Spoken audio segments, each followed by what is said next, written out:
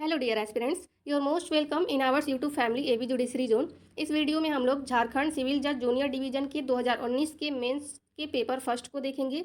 इसके मेंस में कुल 4 पेपर होते हैं।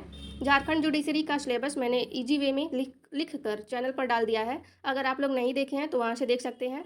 मैंने सोचा कि बहुत से लोग अभी प्रीवियस ईयर के सॉल्व पेपर को नहीं ले पाए होंगे, तो उनको क्वेश्चन आसानी से मिल जाए, इसलिए ये वीडियो डाल दूँ। आप लोग अभी से प्रिपरेशन में लग जाइए, मेंस के क्वेश्चन को भी सॉल्व करिए ताकि आप लोगों की अच्छी प्रिपरेशन हो जाए एग्जाम से पहले। और भी स्टेट के प्रीवियस ईयर के क्वेश्चन को देखने के लिए आप लोग जुड़ सकते हैं इस चैनल के साथ। आइए देख लेते हैं क्वेश्चन को। इसके नोट्स को पढ़ लेते हैं कैसे करना है question. Question paper is divided into 5 section. Each section has 2 questions of 20 marks, out of which candidates have to answer only 1 question compulsory from each section। Hindi में पढ़ लेते हैं। प्रश्न पत्र 5 सेक्शन खंडों में विभाजित है। प्रत्येक खंड में 20 अंक के 2 प्रश्न हैं, जिनमें से प्रत्येक खंड से सिर्फ एक प्रश्न का उत्तर अनिवार्य रूप से देना है। दूसरे में क्या दे रखा है? In case of any ambiguity in Hindi version the English version shall be considered authentic. यदि हिंदी भाषा में कोई संदेह है तो अंग्रेजी भाषा को ही प्रमाणिक माना जाएगा। और तीसरे में क्या है? प्रश्नों के उत्तर केवल हिंदी देवनागरी अथवा अंग्रेजी रोमन में ही दिए जाएंगे।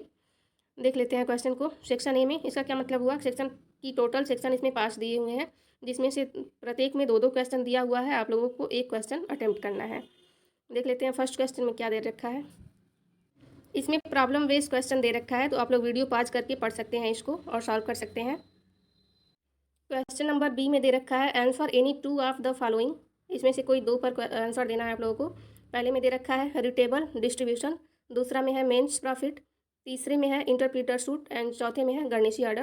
निम्नलिखित में किन्हीं 2 के उत्तर दीजिए। अनुपातिक वितरण, मध्यवर्ती लाभ, अंतराभिवाचीवाद और गर्निशी आदेश। अगला देख लेते हैं। क्वेश्चन 2A में पूछा गया है प्रांग न्याय और रचनात्मक प्रांग न्याय में अंतर समझाइए।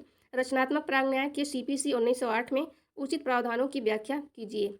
सेक्शन 11 आप लोग CPC का अच्छे से तैयार कर लीजिएगा। दूसरे में क्या दे रखा है? बी। ये भी प्रॉब्लम बेस्ड क्वेश्चन है, तो आप लोग अच्छे से रीड करके इसको सॉल्व कर सकते हैं। इसमें निर्णय देना है अपना। सेक्शन बी आ गया। देख लेते हैं सेक्शन बी में क्या दे रखा है। इसमें शायद CRPC के क्वेश्चन को दे रखा है, देख लेते हैं। क्वेश्चन 3A में प्राग दोष मुक्ति और प्राग दोष सिद्धि के सिद्धांत से आप क्या समझते हैं? किस प्रकार ऋजु विचारण सुनिश्चित किया जा सकता है? यह क्वेश्चन पूछा गया है। और बी में पूछा गया है दंड विधि संशोधन अधिनियम 2013 द्वारा दंड प्रक्रिया संहिता 1973 में विशेषकर नारी संबंधी अपराधों में क्या मुख्य परिवर्तन किए गए हैं? समालोचनात्मक परीक्षण कीजिए। तो इस क्वेश्चन का आंसर देना है आप लोगों को। नेक्स्ट देख लेते हैं चौथे के ए में है क्या विचारण न्यायालय को आपराधिक मामले में अपराधी को दंडित करते समय समवर्ती अथवा क्रमवर्ती दंडादेश देने का विवेकाधिकार है? तो आप लोग इसको भी सॉल्व कर सकते हैं, नोट्स बना सकते हैं अपना। देख लेते हैं बी में क्या पूछा गया है। Answer any 2 of the following.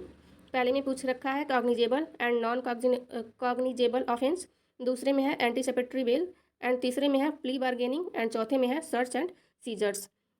Hindi में देख लेते हैं संज्ञेय और असंज्ञेय अपराध, अग्रिम जमानत, तीसरा में है अभिवचन का सौदा करना और चौथे में है तलाशी और अभिग्रहण। सभी के मार्क्स जितने भी हैं आगे दे रखे हैं क्वेश्चन के, तो आप लोग अच्छे से देख करके उसको अपने हिसाब से सॉल्व कर सकते हैं। अब आ गया सेक्शन सी खंड ग। इसमें IPC के क्वेश्चन दे रखे हैं, पढ़ लेते हैं। 5A में निजी सुरक्षा अधिकार का प्रयोग प्रतिशोध के लिए नहीं बल्कि आसन्न खतरा जो स्वयं के द्वारा उत्पन्न न किया गया हो को टालने के लिए होता है। किन परिस्थितियों में व्यक्ति इस अधिकार का स्वयं की रक्षा करते हुए दूसरे व्यक्ति को जान से मारने तक प्रयोग कर सकता है? विनिश्चित वादों के आधार पर उत्तर दीजिए। तो यह प्राइवेट प्रतिरक्षा जो सेक्शन 96 से स्टार्ट होता है, वहाँ से क्वेश्चन पूछा गया है, तो आप लोग इसको सॉल्व कर सकते हैं। देख लेते हैं बी में दे रखा है ए ने एक सुंदर लड़की को बाजार में चलते हुए तेजाब फेंककर बुरी तरह घायल कर दिया और लड़की मरने की हालत में अस्पताल में दाखिल है।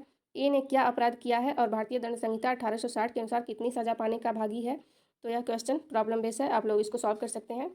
नेक्स्ट देख लेते हैं 6A षड्यंत्र द्वारा अभिप्रेरित किए जाने की अभिप्रेरक का अपराध में शामिल होना आवश्यक नहीं है, केवल इतना ही पर्याप्त है कि उसके अभिप्रेरक के अनुसरण में अपराध किया गया है। विनिश्चित वादों सहित उत्तर दीजिए। तो यह षड्यंत्र का क्वेश्चन आप लोगों को अच्छे से प्रिपेयर कर लेना है। क्वेश्चन नंबर 6 का बी है एक्स फोटोग्राफर अपने स्टूडियो में एक युवती फिल्म कलाकार की नंगी फोटो का प्रदर्शन करता है। एक्स ने क्या अपराध किया है? यदि एक्स पर मुकदमा चलता है तब आप उसके बचाव में क्या तर्क प्रस्तुत करेंगे? ये भी प्रॉब्लम बेस्ड क्वेश्चन है, इसको भी आप लोग तैयार कर लीजिएगा। यह सेक्शन IPC के सेक्शन 354C के अंतर्गत आएगा। नेक्स्ट देख लेते हैं सेक्शन डी। पढ़ लेते हैं। क्वेश्चन नंबर 7A में विशेषाधिकार प्राप्त संसूचना का अर्थ समझाइए। ए, एक मुवक्किल ने अपने वकील बी को विश्वसनीय और तौर पर बताया कि उसके पास कूटरचित विलेख है जिसके आधार पर वह सी के विरुद्ध दावा पेश करके एक जमीन पर कब्जा करना चाहता है। क्या यह विशेषाधिकार प्राप्त सूचना विधि के अंतर्गत प्रकटीकरण के विरुद्ध आरक्षित है? इस कथन का आलोचनात्मक परीक्षण कीजिए। तो यह क्वेश्चन एविडेंस का है, यानी कि सेक्शन डी में एविडेंस के क्वेश्चन को पूछ रखा है। आप लोग इंग्लिश लैंग्वेज में पढ़ सकते हैं वीडियो पॉज करके। देख लेते हैं बी में क्या दे रखा है। Right details notes on the doctrine of res gestae, and दूसरे में है FIR is not a substantive piece of evidence. Hindi में क्या है? संबंधित तथ्य और कार्य का सिद्धांत। और दूसरा में है प्रथम सूचना रिपोर्ट एक अधिष्ठायी साक्ष्य नहीं है। इस पर कमेंट यानी कि नोट्स लिखना है। अगला है क्वेश्चन नंबर 8A में दे रखा है दोष सिद्ध व्यक्ति के विरुद्ध सह अपराधी एक सक्षम साक्षी होगा और केवल इस आधार पर कि सह अपराधी असंपुष्ट परिसाक्ष्य है दोष सिद्ध करना अवैध नहीं होगा। विनिश्चित वादों की सहायता से उत्तर दीजिए। यह एविडेंस एक्ट के सेक्शन 133 और 114 के दृष्टांत बी के अंतर्गत आएगा, तो आप लोग वहाँ से सॉल्व कर सकते हैं। देखिए अगला क्वेश्चन है 8B का। Explain the following any two.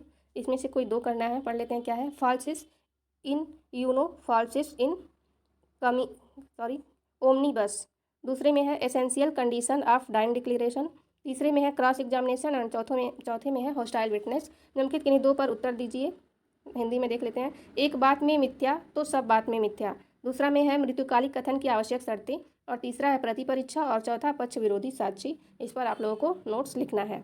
अगला देख लेते हैं सेक्शन ई। इसमें लिमिटेशन एक्ट के क्वेश्चन को दे रखा है। पढ़ लेते हैं। परिसीमा कानून साधारण न्यायिक उपचार वर्जित करता है। यह न तो अतिरिक्त न्यायिक उपचार और न ही सार्वभौमिक अधिकार को प्रभावित करता है। विवेचना कीजिए। तो इसको आप लोगों को क्वेश्चन लिखना है। इस पर बी में है विधि जागरूक की सहायता करती है न कि सुसुप्त की। यह सिद्धांत स्पष्ट कीजिए तथा भारत में परिसीमा कानून में कहाँ तक निहित है स्पष्ट कीजिए। तो यह भी क्वेश्चन आप लोग सॉल्व कर लीजिएगा।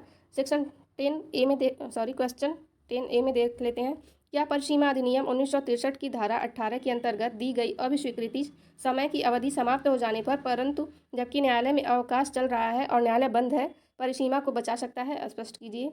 ये भी क्वेश्चन आप लोग सॉल्व कर लीजिएगा। पढ़ लेते हैं क्वेश्चन बी को। एक हिंदू पत्नी ने अपने पति के गायब होने के 5 वर्ष बाद उसकी संपत्ति अपनी संपत्ति की तरह बंधक रख दी। बंधक अवैध थी क्योंकि मृत्यु की अवधारणा 7 वर्ष तक उत्पन्न नहीं होती।